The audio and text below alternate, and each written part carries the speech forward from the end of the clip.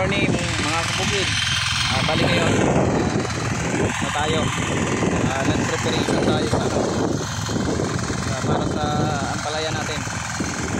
Medyo nahirapan kami sa paggawa ng plat ngayon. Tinututlin na lang namin kasi nauubusan na kami ng oras. Yan.